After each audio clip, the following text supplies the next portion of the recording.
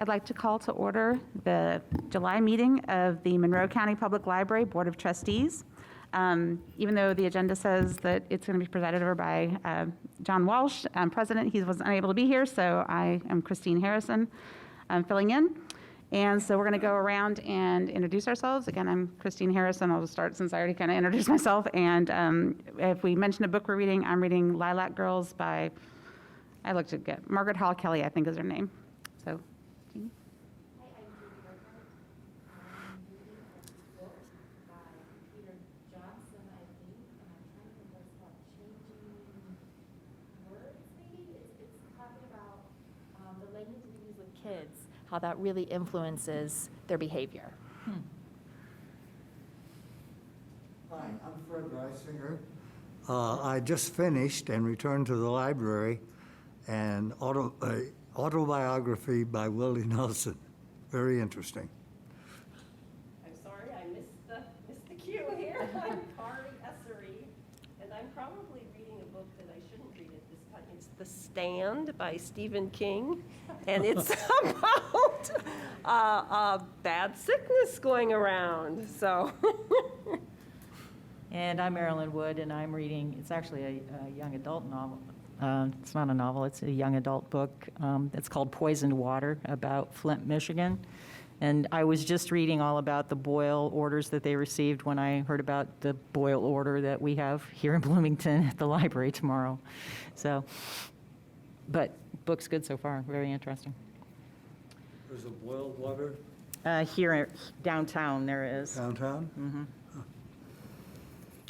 And before we begin the rest of the meeting, I would just like to remind everyone to please keep your masks on at all times during the meeting and continue to maintain social distancing, if you would. So we'll begin first with our consent agenda items. Those include the minutes of our last board meeting on June 17th, the monthly financial report, the monthly bills for payment, the personnel report, and the 2020 board meeting calendar. Do I have a motion to approve these items? Second. Okay, are there any discussions or questions?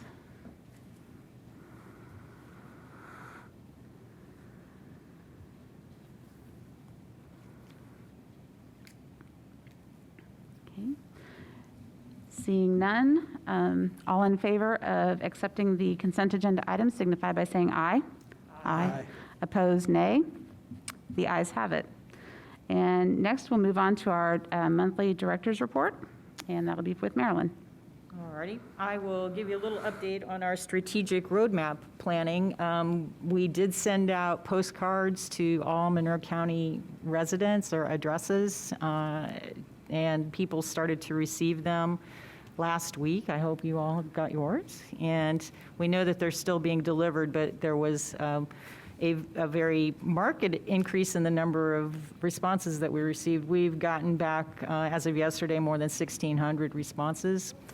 So we hope that we get a lot more, but this is incredibly important information that we're getting back about the services that we're offering and things that people wish that we would offer, or perhaps even some suggestions for some ways in which we can better serve the community across the board.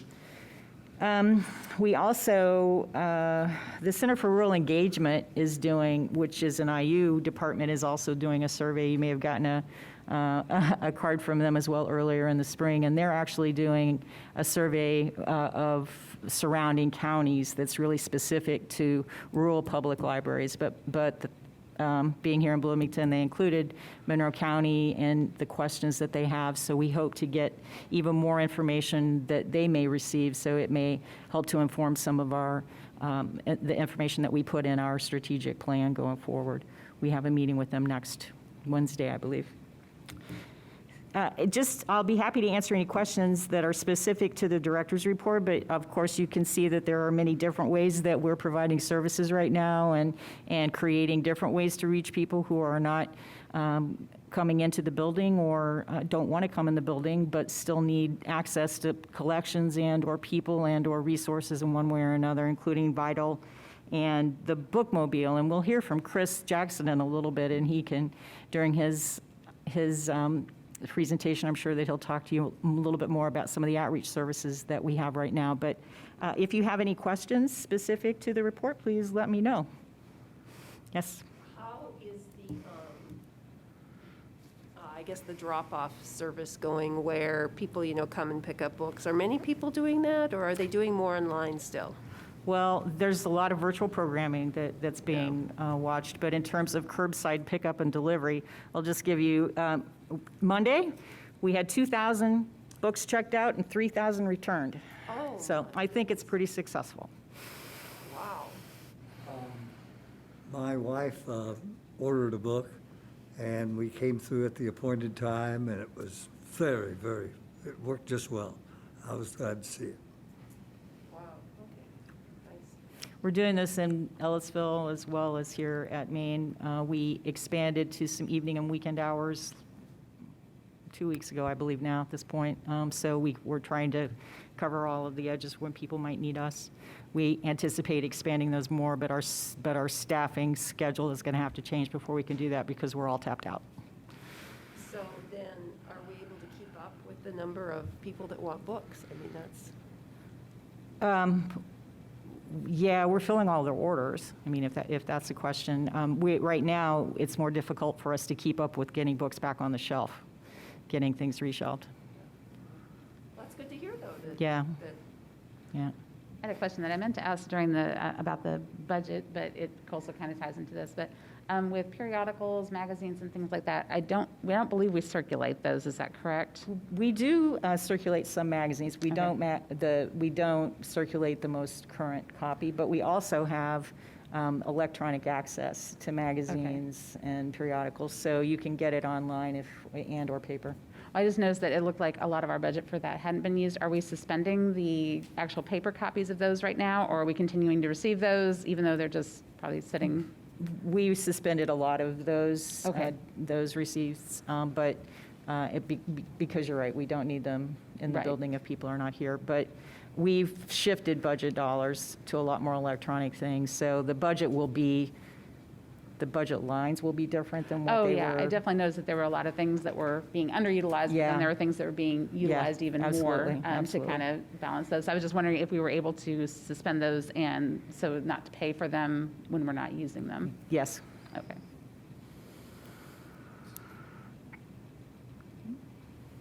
Any other questions or comments for Marilyn? Okay, moving on, we have no old business this month, so we'll move into the new business items. And the first of those is a resolution on signatures on board-approved documents. And just to briefly go through that, the resolution states, whereas the health and safety of members of the Board of Trustees of the Monroe County Public Library is valued, and whereas currently all board members sign all approved documents and current pandemic conditions create a risk situation when sharing these documents, now therefore be it resolved that the Board of Trustees of the Monroe County Public Library does hereby authorize Board President John Walsh or the presiding officer at the meeting to sign all business documents on behalf of all board members for the remainder of 2020. Be it further resolved that beginning in January 2021, we, the board, will reevaluate the practice of all members signing approved board documents. So do we have a motion to accept this resolution? So moved. Okay. Questions or discussion for, I guess Gary's the one to answer questions. Seeing none, all in favor of approving the resolution, say aye. Aye. Opposed, nay. The ayes have it. And next, we're going to hear from Chris Jackson about a proposal to engage a consultant for van replacement. So do we have a motion for the proposal?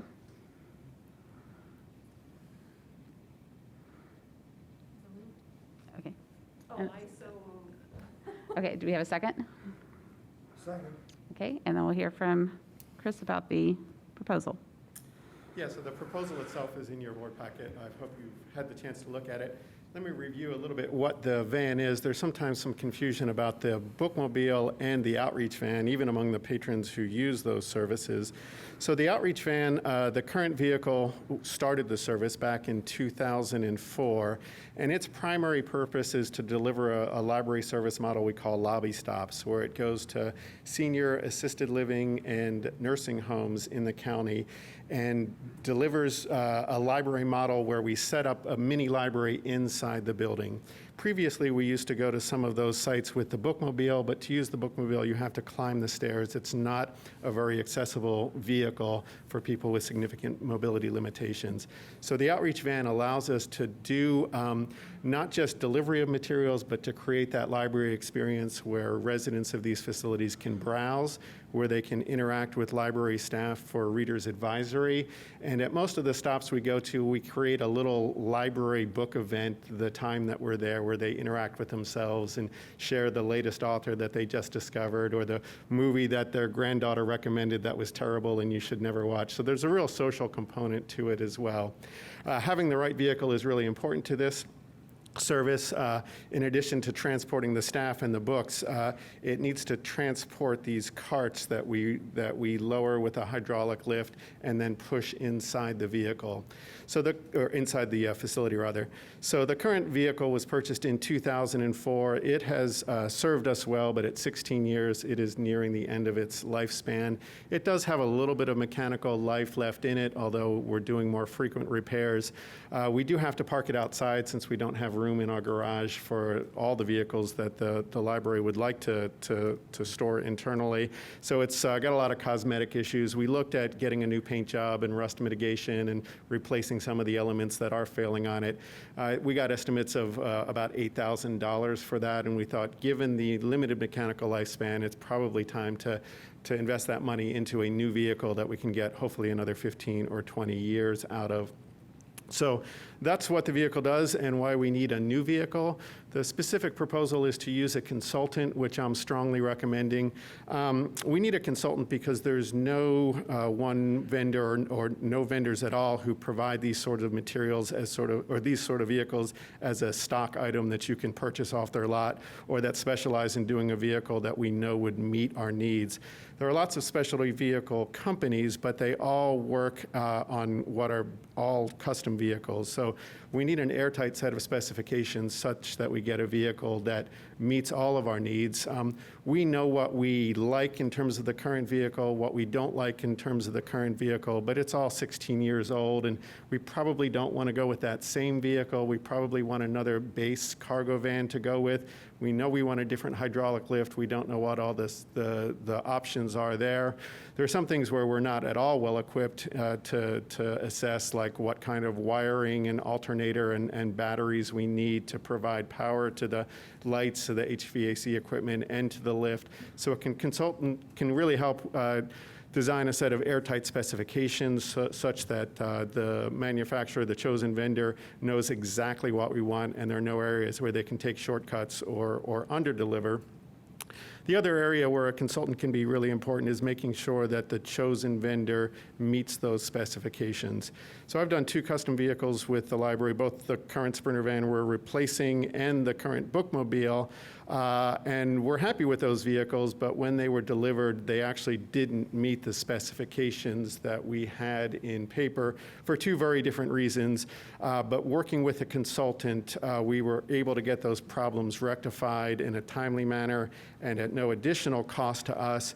I do feel like if we didn't have the consultant, those could have been very difficult to resolve and might have even involved lawsuits.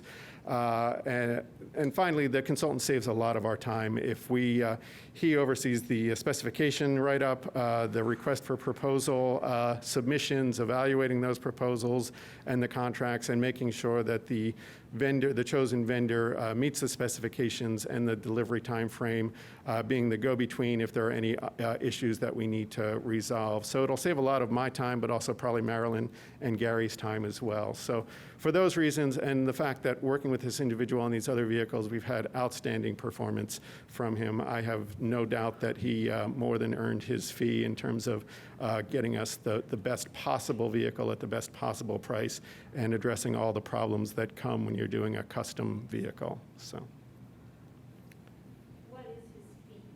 It's in the proposal itself. Let me actually, I want to make sure I get it right.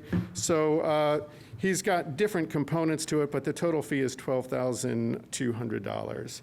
And we anticipate the total cost of the vehicle, including his fee, the total procurement cost, to be somewhere in the neighborhood of $120,000. That's based on an estimate that he gave us about a year ago, I think. His fee is on page 82, Kari. And so the funding, Gary, perhaps you could speak to the funding for this, ultimately for the van, so everyone knows we have the money. Yes, so we have included that as one of the items in the general obligation bond that we issued, and that covers 3 years, 2019, 2020, and 2021. And so, yes, we have the funds with that bond, and so that's not a problem. Are there any other questions for either Chris or Gary? Okay, so all those in favor, oh, go ahead. So the days are gone when we can just go to someone and say, okay, I want a vehicle with this, and this, and we're the customer, they're the procurer, and we're paying $120,000 for this, and they can't do it anymore? That certainly is possible, and some libraries have chosen to go that route. For one thing, though, I think we're obligated to do a competitive bid process, so we need to put out the request for proposal and then take the most responsive, lowest responsive bid. I will say that with the current outreach van, we had a very low proposal price-wise that we ended up going with. It was from a company that was a specialty vehicle company, but they had really specialized in police vehicles, things like SWAT vehicles, and I assume the Bearcat type of vehicle that the Bloomington police have gotten a lot of publicity about recently. They wanted to break into the bookmobile market. They saw that as a way to expand their business, so they gave us a low ball bid, but given the fact that they had specialty vehicle experience, we took that bid, and we ended up saving a lot of money. However, not having done this type of vehicle before, they did have some areas where they actually didn't meet our specifications, and that needed to be resolved after the fact. So given the fact that we don't know who the vendor would be, in my mind, there are really two outstanding bookmobile vendors in the market right now, and I suspect either one of them could deliver us a vehicle that would meet our needs. But I don't know what new changes have come along to this type of vehicle since then. So in terms of some of the specific details, I'm not sure.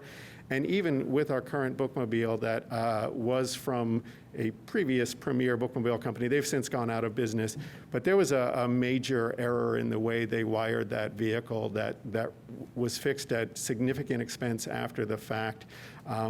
And I think with the consultant, they represent future business for the vendors. So the vendor is very concerned about keeping that consultant happy so that the next time there's an RFP, that vendor doesn't say, I don't think you want to work with these folks. They really messed up the Monroe County Public Library project. I think there's a really big incentive for them to deliver the best possible vehicle at the best possible price when you're using the consultant.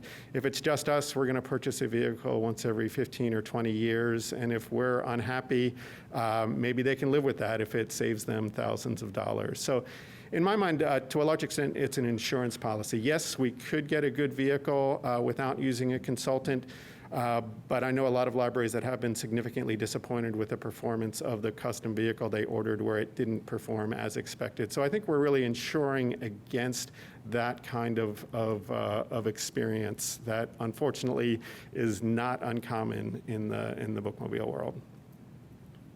Thank you. Okay. Any other questions? Seeing none. All those in favor of accepting the proposal to engage a consultant for the van replacement signify by saying aye. Aye. Those opposed, nay. The ayes have it. Okay, Thank you. Thank you.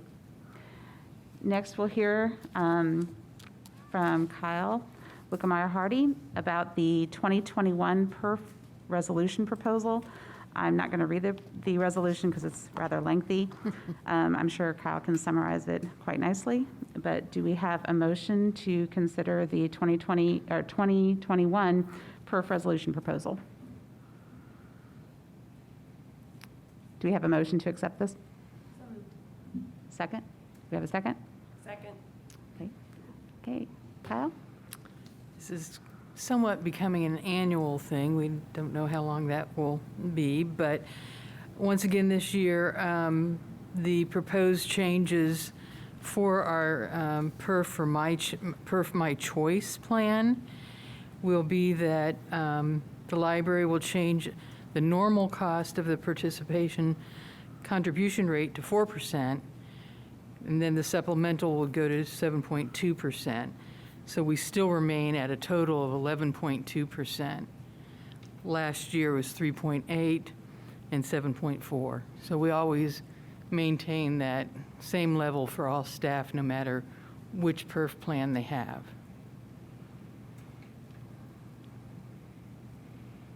Any questions? So just as a reminder, a little more context, we offer two different retirement plans to our staff. One, which is the typical hybrid, I believe is what they call it now at the state level, that most people have. And then a few years ago, they introduced another version that would allow people to walk with it effectively so that they're vested They're looking. immediately. Is it, they can take it, they don't have to wait 10 years? Yeah, it's graduated out, but, employers aren't holding on to employees the way they used to. So retirement funds, it's best to have them more mobile for people that go to different positions. So that second one that they introduced a few years ago allows the employer more latitude in the amount that they might contribute to the plan, but we have so far elected to provide the same amount as we would for the other. They vest much sooner. All right, I'm still a little confused. Okay, So there's two different plans. right. One is the traditional plan, which is not portable. You're vested in it after 10 years. 10 years. You're vested after 10 years. Right.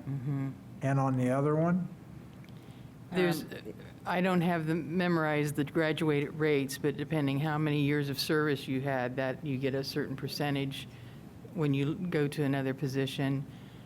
Or, we still have the annuity that an employee can take with the standard PERF hybrid. So that's a different situation. This is just addressing the PERF My Choice. This is the pension portion of it that it's far less than 10 years that a person is vested in it, that they can transport with. so what are we being asked to do? What this is identifying the amount that we are going to contribute on the employee's behalf. All this is asking is how much is the library going to contribute for the employee? Yeah. We are required to participate at a certain given rate. That's which they There's a call- certain amount we have to pay by Correct. law. Correct. Okay. Right. And then we opt to contribute the same amount to this as the employer on behalf of the employee, as we do for the traditional. So this just fixes that rate for the year. So there's a certain amount we have to pay, and then and then the employee, are we matching the employer, or we just pay one way or the other? No, the employee, for which one?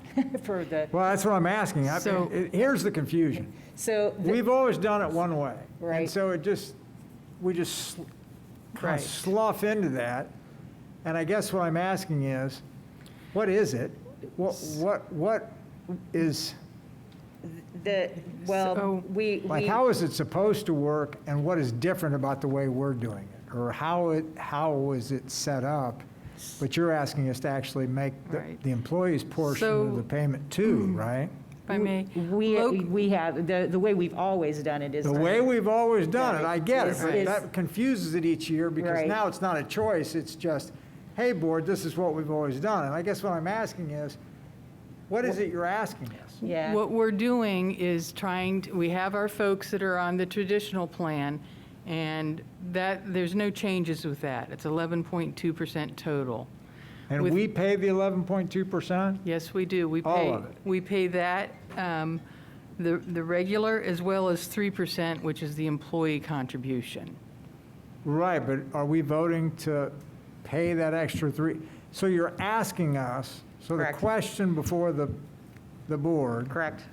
is, do you want to pay the employee's 3% portion, which if we said no, the employee would have to pay? But what this is And I really say have to about. pay. Do they Yeah. have to pay, or is it a choice to pay? To participate, they have to pay. Right, have but to what pay. the resolution is about is they make an adjustment between the normal and supplemental. And we are proposing that we continue to provide the same contribution amount to all staff. And each year, they change the percentages a little bit, so we just bring the resolution so that we continue to support our staff the same But again, the across. question is, you're asking us, is this where you're asking us to agree to pay the employee's share? That's already, We've already that's agreed to not do part that? of the resolution, it's just This is to standard. even it When did out we for agree all to do employees. that? It's been here since, Is it written into our Time. policy We don't That do it we- annually? I thought every year you asked us to do it. for this No. new one? For this new? no, this is all about the My Choice. No, right. so that's I just- don't know really, I'm trying to figure out this, but also, I thought each year you asked us, do you want to do this year? Yes, we'll agree to pay for the employee's share. I thought that was an annual ask. The annual ask has been on My Choice as opposed to the traditional one. And their names have changed. So in the we're not last 3 or 4 approving years. annually to do the 3% on the We do, traditional? well, we do as part of is it part of the resolution at It's the part end of of the the year? resolution, and we're recommending that not change. Right, so that's what I'm asking. So as part of this, you're asking us, so part of this resolution is to say, do you want to pay the 3% on the traditional and whatever on the hybrid? It's the same on the hybrid, 3%. But you are asking us to do it. We have to approve that. Yes, yes. This is not just automatic. All That's correct. libraries in the state pay that share for their employees. Back before they had two plans, it was more overt Yeah. about, yes, we are going to pay the 3%. I grant that it's confusing, Yeah. but my point of the thing today is you are asking us, I think, to say, do you want to do this? I mean, it's kind of getting slipped in there because we always do it. We always say yes. Oh, it's not being slipped in, that's why we're here. Right, but that's what I'm saying. So you're asking us to say, do we approve Yes. paying the employee share? That's what this essentially is. Yes, Yes, yes, Okay, good, because I did not get that okay. okay. in the multiple pages. Yeah, the resolution is setting the amount the library agrees to pay for this portion of the Or the- program. And essentially, you're asking us to pay the employee's portion, and this sets forth what Yeah. that is. Yes, Okay. And no matter which plan they choose, they each get the same amount of money, whatever that is. the same percentage, Same right? Same percent of percentage, that's- contribution, correct. Yeah.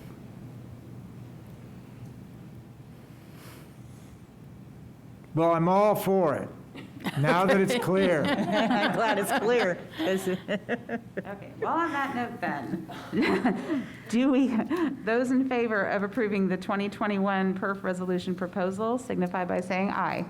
Aye. Those opposed, nay. The ayes have it. Thank you, Kyle. All right, and the final item on the new business is considering the 2021, hearing about the 2021 budget from Gary. Usually, we have a projector, but we don't tonight, so I left the slides at your desk.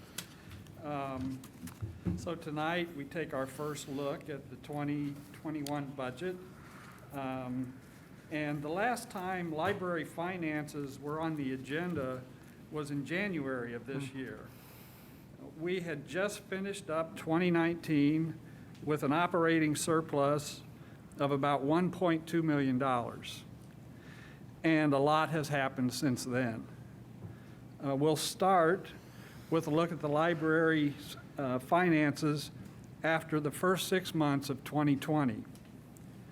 Then we'll move on to the 2021 budget and then look at long-term plans. So the first couple of pages is just a recap of the narrative for the monthly budget report. And so far in 2020, operating fund spending and revenue are running very close to last year. Last year, after 6 months, the operating surplus was about $970,000. We had revenue of about $5.3 million and expense of about $4.37 million.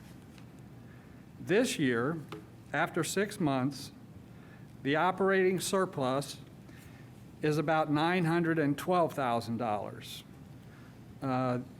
We had a delayed due date for property tax payments this year, and that's a factor in the slight decline.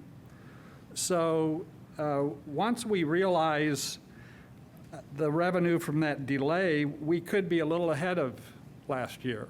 So anyway, point is, I guess, at this point, we're very close.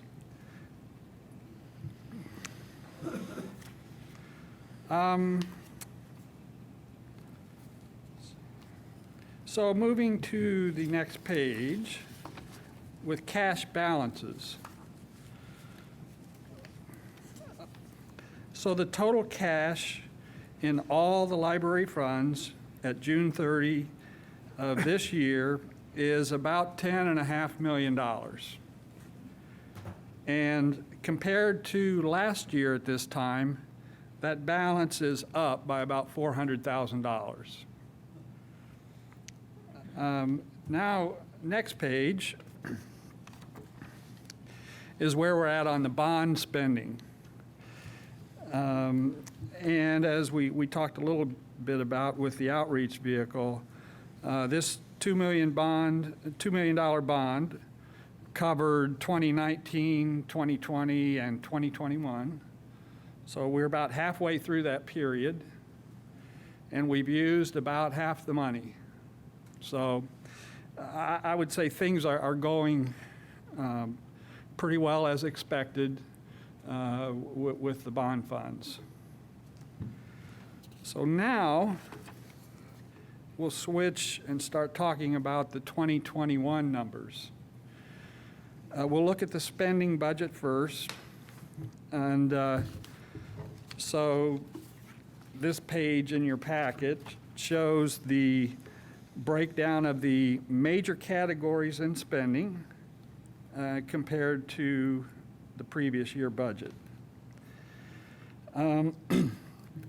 The total operating budget for 2021 is about $9.8 million, an increase of about $300,000 over the previous year, or about a 3.1% increase.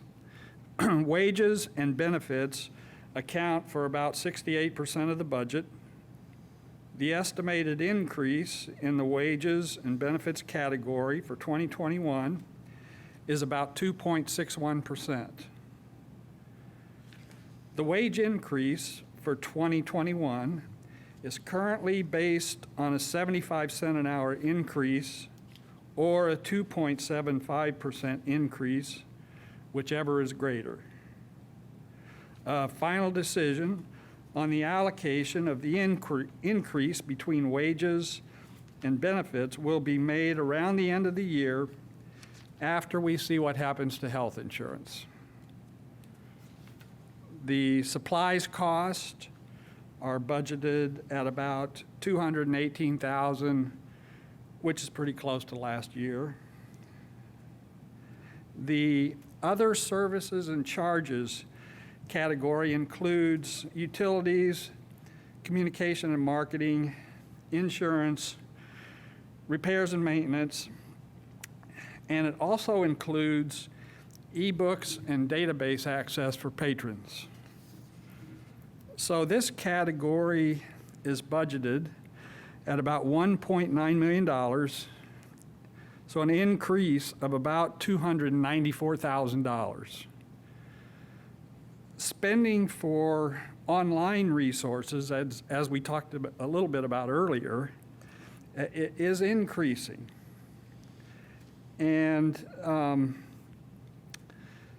so the increase of spending for online resources for the new budget is about $160,000 more than the previous year.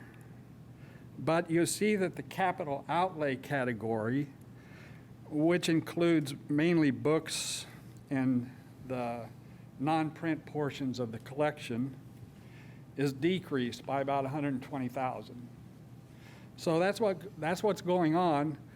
The total we're spending for collections, the guideline is 15%, and so we're spending about $1.5 million total in 2021. And what percentage is that? 15% It is 50. of the operating budget. So, and then in addition to the operating budget, we also have funds budgeted in the debt fund, about $701,000. The library, the LERF fund, $614,000. And the rainy day fund, $645,000. So when we take all those categories, we get a total of $11,746,000 approximately. And so on this first draft of the budget, we estimated the growth quotient to be 4%. And the growth quotient is based on 6 years of earnings for Indiana residents that end in 2019. And so since we did this first draft, we found that the actual growth quotient is a little higher. It's 4.2%. So we will tweak the next draft that we bring to you with some of these updates. So now we'll take a look at the revenue. Yes. So, I'm not sure where we are on timeline, but do these provide enough room for another branch? Yes. Like as far as collection and, you were talking, for example, electricity and things, enough room in there? We have done cost projections, and so I guess the easiest answer is to say that, let's look at last year, 2019. So we had an operating surplus of $1.2 million, and we know that when we finish building the branch, we won't be allocating we won't have a surplus like that because of all the expenses of operating a branch. We just won't have the surplus like that. So we have been looking at how is that new branch going to be paid for? And we will move to the long-term finance plan after this, but it's covered. Okay. Just want to make sure there's room to wiggle. Okay. Okay, so the revenue for 2021. The operating revenue budgeted for 2021 is about $9,721,000. which is about a 2% increase from 2020. The library property tax levy is expected to be about $6,708,000, and it accounts for about 70% of the operating revenue. Its increase is based on the growth quotient.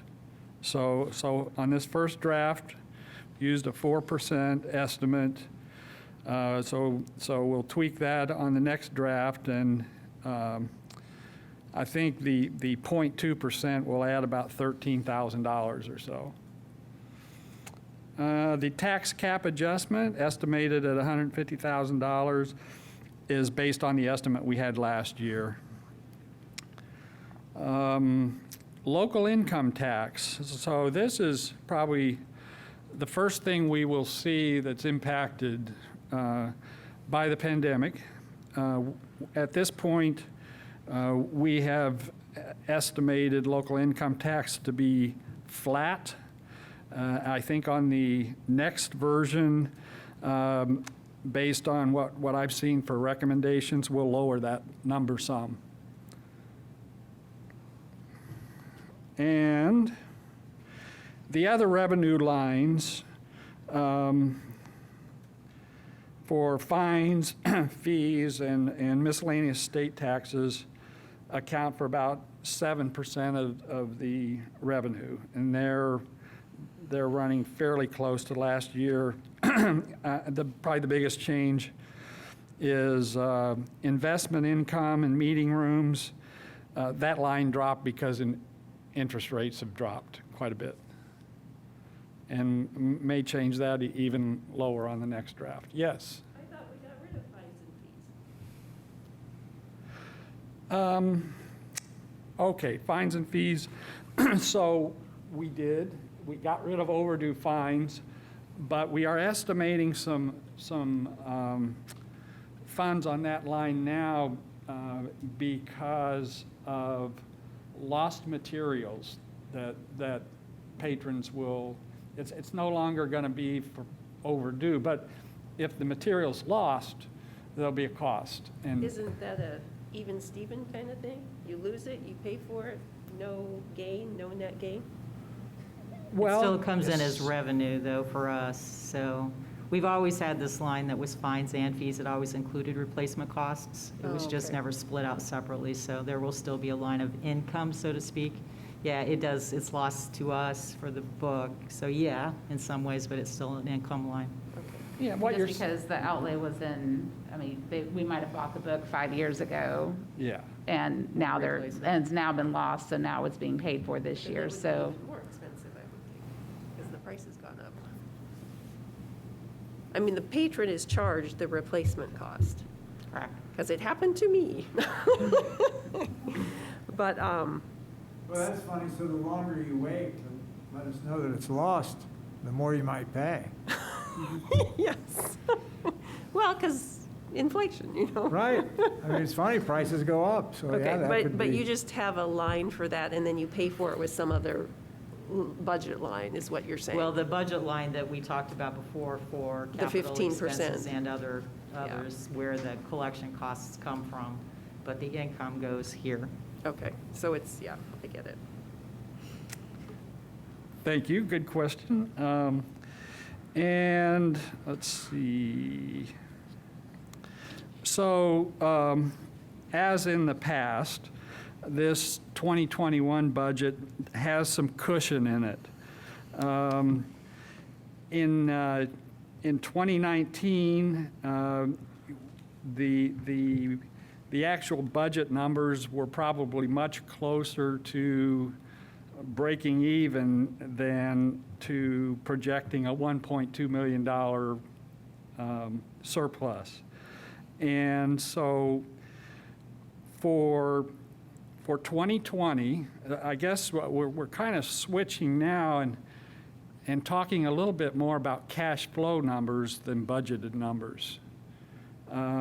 But for 2020, we are expecting a surplus of about what we had last year. We just don't see that many big changes. So we're looking at $1 million to $1.2 million probably for 2020.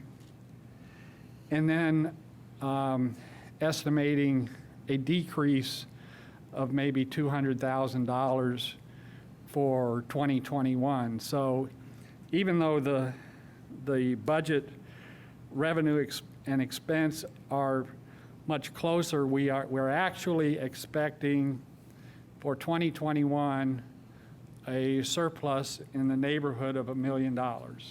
And again, that's because we don't have branch operating costs. And then 2022, if we do have branch operating costs, then our surplus, we may not have a surplus, which is not a big problem.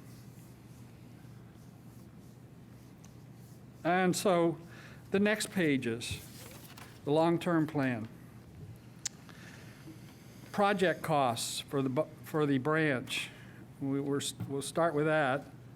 And the total is a little over $11 million. And so we plan to issue 2 bonds in 2021. One of the bonds will be a branch bond. It'll be about $5 million, and it'll be a 20-year bond.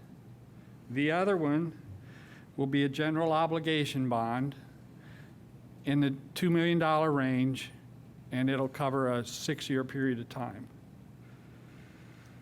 And that will cover equipment and facility needs other than branch-related costs.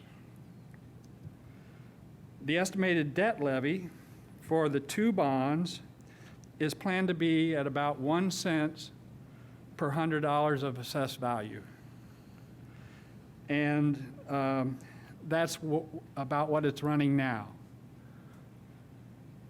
So the plan is designed to keep the debt levy tax rate stable for the foreseeable future at about 1 cent. So this is the first draft of the budget. There will be some minor changes to the August draft. And next month, we probably won't go through it in this much detail. We'll basically be approving the advertisement of the budget to the public. And then at the September meeting, we'll have the public hearing. And then the October meeting, we'll do the adoption.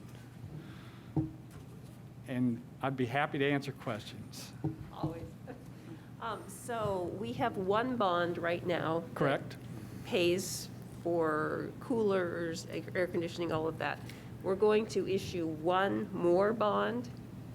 We're going to get one, we're going to, In 2021, we'll ask for another we're going bond. to issue 2 more. bonds. So then we'll have a total of 3 then. Well, okay, the 2 bonds that we issue in 2021 are basically going to pick up where the current bond leaves off. Okay. So the current bond is 3 years, ends at the end of 2021. We're going to sell the 2 new bonds, and we have to do that in 2021 in order to get the debt levy in 2022. And by selling them near the end of 2021, the actual funds are actually for 2022, 2023, well, Right. they Right, extend like it was out. before. Yeah. So with these bonds, we pay them back, right? Correct. Okay. Is that listed in the budget here where? Well, it pay? is it's the budget for the debt fund. Okay. So our debt fund, that's $701,000 approximately, is our current bond payment. Okay. Okay. And so, So then is that going to double then when we no, have this other bond? it will not double. It'll be more like, currently 700,000 is all going towards our current GO bond. Starting in 2022, about 350,000 of it will go to the branch bond, and 350,000 will go to the GO bond. Okay, does that mean that we won't have as much money then to pay for things like new air conditioning units and new this and that we've used the current bond for? No, because so we've had a kind of a history of issuing bonds, and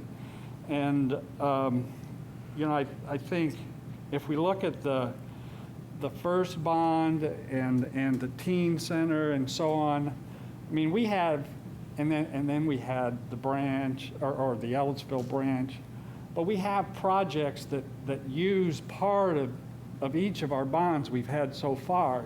So we don't use it all for new computers and so on. And so as we go forward, we're still going to have the funds to replace computers and replace sewer problems and Right. whatever else comes All up. of the maintenance, yeah. So we still have those funds in the GO bond. So the assumption to that would also be the GO bond is 6 years, and at the end of 6 years, you're issuing another one that would continue that, and it would also continue the tax rate at that same level. And my next question is, and I'm sorry to take the floor. So obviously, the nation is in a recession right Yes. now. And the local income tax is probably going to cut down possibly more than this. So I'm glad that there's a good cushion. My next question is, with the property tax, could that also go down if people can't pay their property tax because they're out of work?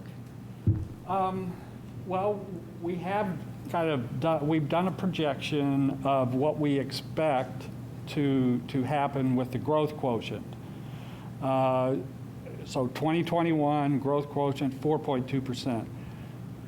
2022 we're estimating it to drop to maybe 2.5%. Okay, so it's the longer for this budget thing. This next year won't be as affected as much as the following year. Right. Okay. And so yes, if you look, there is a projection in there that shows 2022 projected surplus $700,000 if the branch is not built. That $700,000 is a $500,000 drop from what our surplus was last year.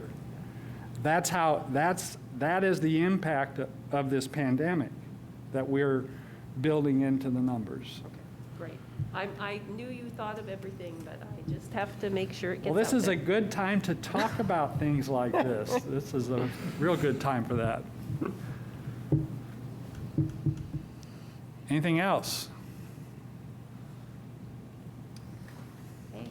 Thank you very much, Gary. Okay, Appreciate all your guidance on this. you're welcome. All right. So the next portion of the meeting is an update from our special audience strategist, Chris Jackson.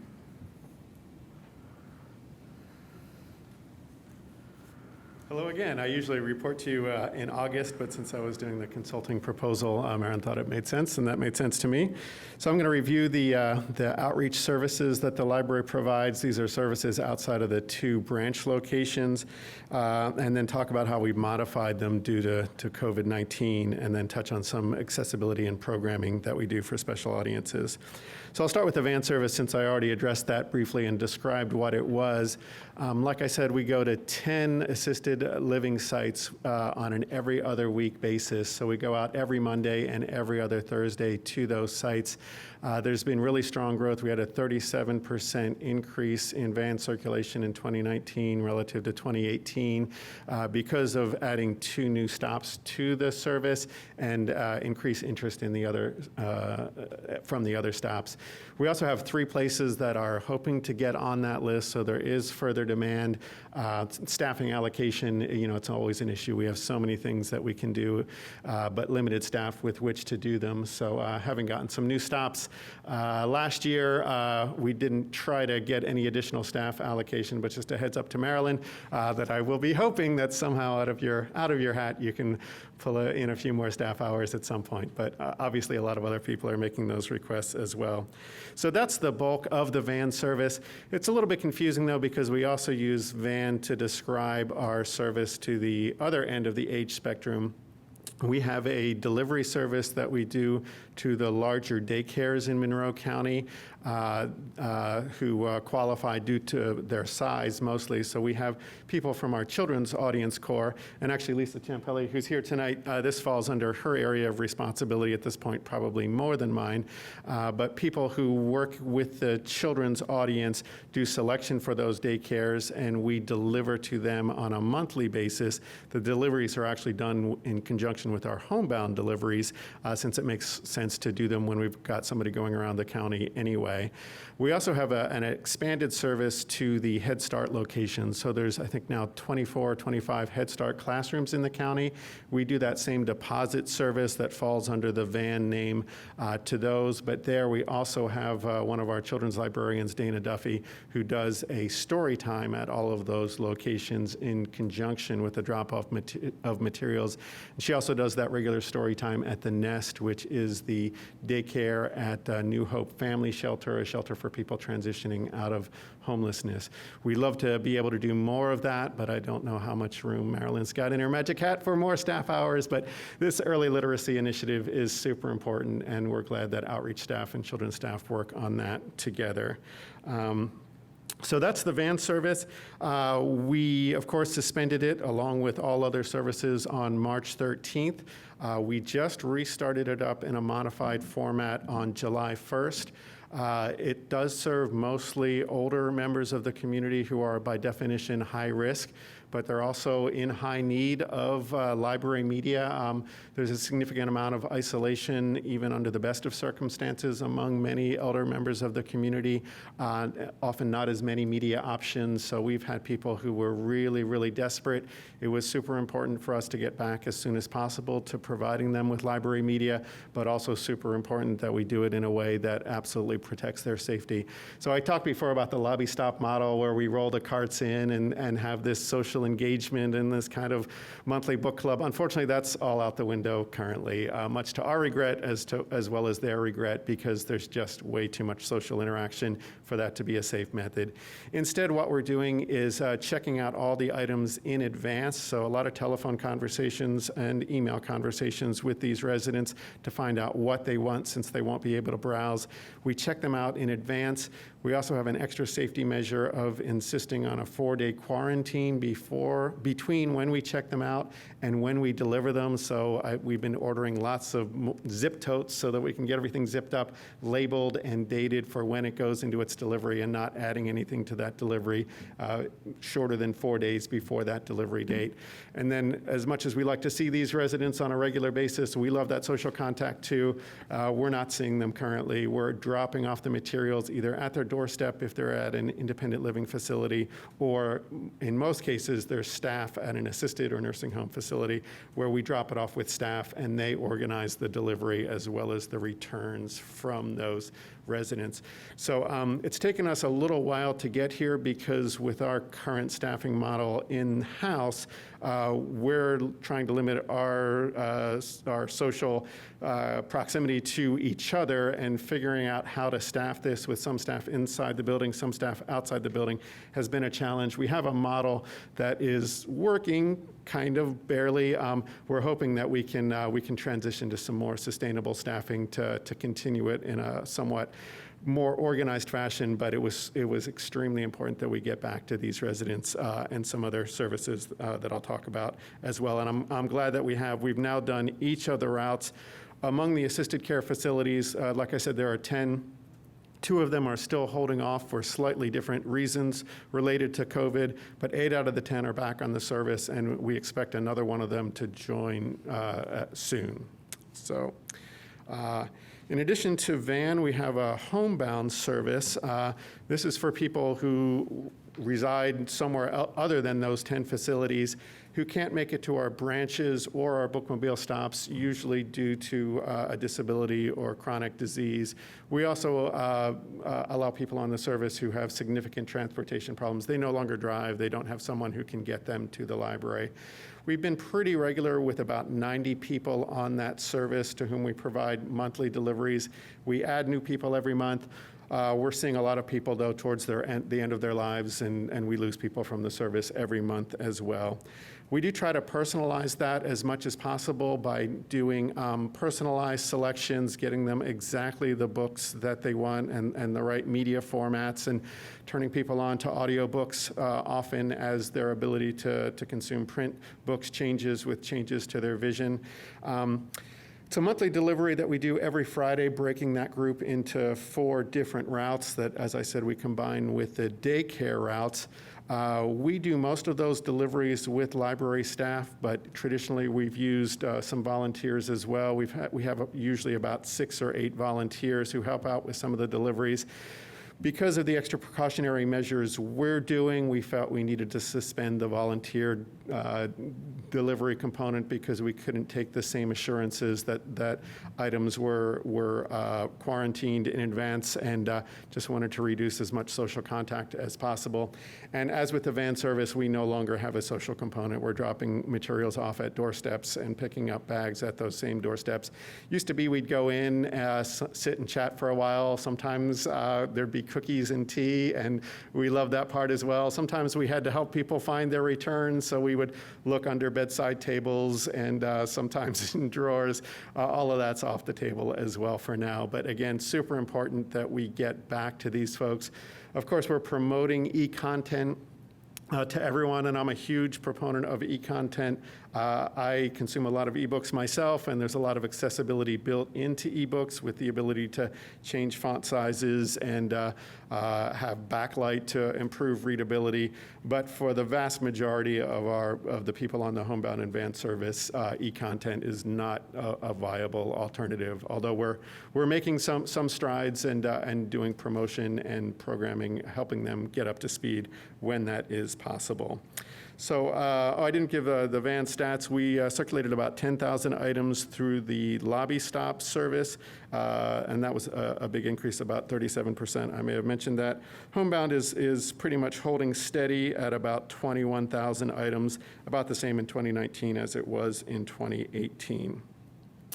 So next I wanted to discuss bookmobile service. That's probably the most visible of the services we provide. So we run that on a weekly basis. We do 29 stops every week. Most of them fit into 3 different categories. We try to get to the rural communities that are far removed from Ellettsville and Bloomington, so places like Unionville and Harrodsburg and Steinsville and Stanford, given that the geographic distance is significant for a lot of those folks, and it's hard for them to get into Bloomington or Ellettsville. We also go to some senior living sites that were on the bookmobile service before we started with van, and where many residents have mobility that allows them to use the bookmobile. We've talked about transitioning them to the van service to make it more inclusive, but people do love bookmobile, and it's sometimes been a hard sell to move people or move some sites off of bookmobile. So we still go to 3 senior living sites. Those now, though, we really have transitioned to the van model, given that they're elders at relatively high risk.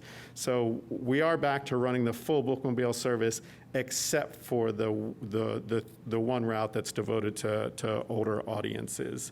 And the third category of sites that we try to get to is low-income housing. So there are many low-income apartment complexes. There's the 2 city housing communities, Walnut Woods and Crestmont. We get to those as many as we possibly can. We know that lower-income families and individuals are less likely to use the library for a number of reasons.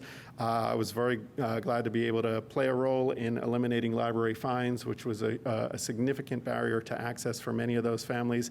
But a lot of them also just don't have a tradition of library use. They didn't grow up going to libraries. Sometimes literacy is also an issue, so libraries can be kind of an intimidating place. We have a vital program and want to be as supportive as possible to those adults. We also really want their kids to have the access to high-quality children's literature for those essential early literacy skills. So by pulling up to their doorstep and making it super easy, we try to reduce as many of those barriers as possible. Use has been, when I did the circulation numbers, I saw that we were down in 2019 versus 2018 by 11%, which was kind of a head scratcher at first because I thought we were actually improving. So I expected numbers to go up slightly. And then I remembered that in 2018, that was during the branch renovation at Ellettsville when we were doing regular stops in the Ellettsville community in lieu of the branch being open. So that sort of inflated our numbers in 2018. We were there August 2018 through February 2019. So we did have a significant jump up in 2018, and things have now leveled off back to where I think they are. I think we are experiencing a very slight growth in use of the bookmobile. So COVID procedures there, like I said, we eliminated the one route that served older communities. We restarted Bookmobile on June 8th, running the 4 weeknights that were out, evenings and weeknights, Monday through Thursday, as well as our Saturday and Sunday route. So we're getting out into the community as much as we did before. The difference is that there, like here in the buildings, it's a no-contact service model, so patrons can't come up and browse. What we do is prop our doors open, and then we have folding tables that we set up outside the doors. We really felt we needed a physical barrier, especially in the summertime, because so many kids come to the bookmobile, the doors are closed to keep the air conditioning in, so they open the door and run up, and we really needed to prevent that. So the doors are open, which makes it an inviting space, clear that we're there to do library business, but the tables make it clear that library business is not the same as always. So on one half, or one of the doors, we have 2 doors in the vehicle. One of them, we have a bin on the table to accept returns. The other one, we hand the materials that have to be placed on hold for the most part prior to coming to the stop. A lot of bookmobile patrons, like library patrons everywhere, love that browsing experience, and we're not able to offer it. And so people come and hope that we can pick something out for them, and we're doing that to the best of our ability by trying to find the horror film or the large print cozy mystery or the Mo Willems children's book or whatever it is. If we have it on our shelves, we'll find it, especially if we have time, and check it out. So patrons love Bookmobile. They're passionate about it. They really like the social interaction as well as the constantly updated collection. We rotate all the materials on a regular basis. So even though it's a small collection, it's constantly changing. We're not back to the full service, but we are able to meet the needs of many of our customers, and really glad to be back out doing that. I will say, though, that in celebration of the staff who do this, it's really hard to do bookmobile service in mid-July with both of your doors open. So we have the air conditioning on. The doors are lower than the rest of the vehicle, so all that cold air comes out of the ceiling and goes straight out those doors. So it's pretty hot, but everyone is really committed to it. We know what a positive impact it makes in the community, and it's a positive impact for us, too, to be able to meet that need. So some pretty difficult working conditions, but we're happy to be back at it. So those are our primary outreach service points. Any questions about any of those? All right, so in addition to that role, I'm also the library's ADA coordinator, so I try to make sure that our buildings, programs, and services are as accessible as possible.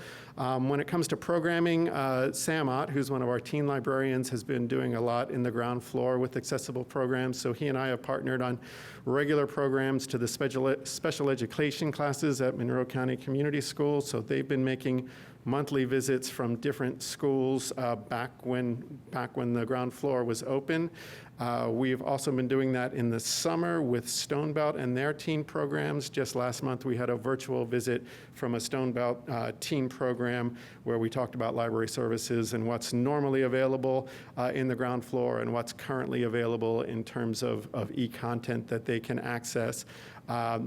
We have acquired an adaptive Microsoft game controller that we've used on a limited basis. We were certainly hoping to do more with that this spring, but making the ground floor is kind of a crazy, wonderful space, but when it's busy, it's super busy, and I think it can be a little bit intimidating. We want to make sure that every kid who's age eligible in the community makes full use of it. So by introducing it to some kids who may have some mobility limitations or maybe some speech limitations in a gradual way, we're hoping that they then feel comfortable coming in and experiencing it during regular hours and feeling confident that it really is a fully inclusive space. So another sort of partnership accessibility initiative is we've been working with IU Health's Alzheimer's Resource Service for quite a number of years. We partner with them on a series of programs called Caregiver University. I'm also involved with an initiative that they started called Dementia Friendly Indiana, where we're trying to certify various spaces as dementia-friendly. So the library is certified at both levels, level 1 and level 2, through staff training that we've done and changes that we've made to some of our signage and wayfinding tools and accessible caregiver restrooms, for example.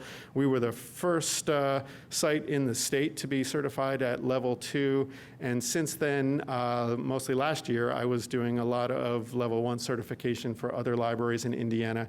Certainly hope to get back to being able to do that in the future. We have some other accessible programs. We've had an autism and sensory-friendly movie time for quite a number of years now that is done in conjunction with Ellen Arnholter, one of our children's librarians, making sure that families have an inclusive and supportive environment for a fun activity like watching a movie in an environment that's supportive of people on the autism spectrum. We recently added a dementia-friendly film series as well last year. Haven't gotten really good attendance at that, and it's really a challenge just because for caregivers, caring for an individual with dementia, there's never enough time, and transportation is often an issue. I do hope to get back to doing that, though. It's no additional cost to us, really, because we're already paying for the licensing on those films, and we really need some more spaces for elders in the community to engage in social contact. Can't wait to get back to it, because, boy, we certainly need it. We also started an audiobook book club specifically for people who are unable to consume print books, so mostly individuals who are blind or who have very low vision. That started up last year and was continuing this year. We've talked about doing one of those in a virtual context, and I do hope to get back to that, but there have been some conflicts in trying to get that scheduled. And then finally, one new partnership.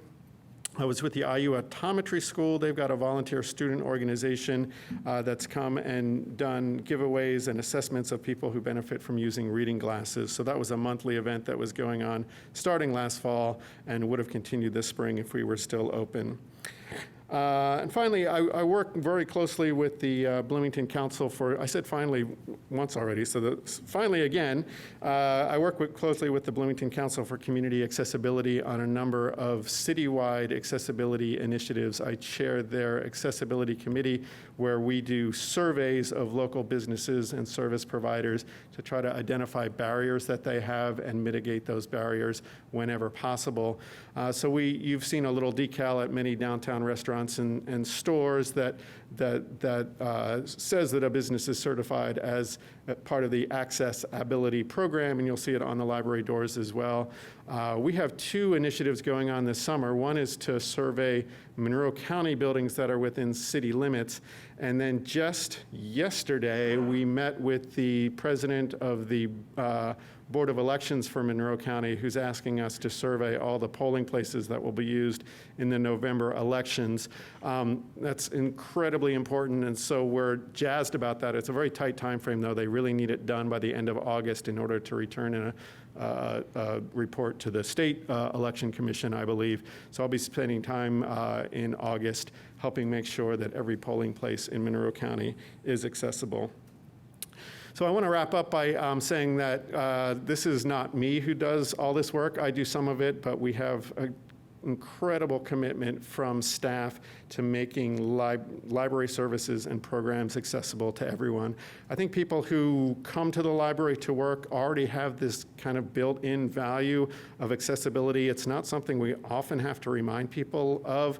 They're reminding all of us about it and each other about it all the time. So there's a really deep commitment to it.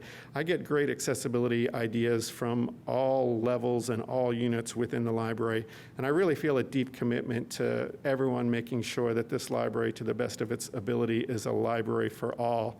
It's sometimes hard to provide these services. We don't work in the most comfortable environments, even apart from the COVID experience. Oh, you know what? I skipped around in my notes. I forgot to mention the jail. I'll just mention that real quickly. We do also provide service at the Monroe County Correctional Center, normally 3 days a week. They provide a budget for us to do collection development. That budget was up last year from $6,000 to $8,000. So that's their money we spend on their behalf to purchase books for the jail. So we do the collection development for that service, and then we also do the circulation. Normally that would be 3 days a week. That service is very popular, as you can imagine. It's not only something that makes the jail experience something that's got some positive elements. We have people dealing with addiction problems, often dealing with parenting issues, dealing with relationship issues, and we're able to provide materials that support those. We also check out a lot of recreational reading. It's something that's helpful to the people who are incarcerated. It's also extremely helpful to the staff who work there because it gives the incarcerated individuals something quiet to do that prevents the kind of conflicts that can come up when people have a lot of time and a lot of frustration and not very many ways to vent those frustrations. That service has, of course, been suspended, but we're actually meeting with the jail administration tomorrow. We have a general plan on how we can restart that service in a highly modified format, taking safety precautions in mind. So we're going to meet with the jail administration tomorrow to go over that. So the jail and these other environments can be difficult to work in, but again, the rewards to the community are huge, and the rewards to us as staff who do it is huge too. We get a lot of satisfaction from it. So thank you for the opportunity to talk about these services, and I'm happy to answer any questions. I just say kudos, it's amazing. Thank you so much. Thanks.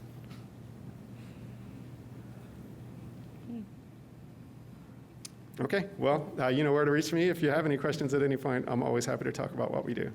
Thank you. Thank you, Chris, to you and your staff for all that you do, especially during these challenging times. We appreciate it. Okay, next on the agenda is the time for public comment. If there are any members of the community that would like to come forward and address the board, please do so now. Seeing none, do I have a motion to adjourn? So moved. Do I have a second? Okay. All those in favor of adjourning our July meeting, please signify by saying aye. Aye. Opposed, nay. Okay, we are adjourned.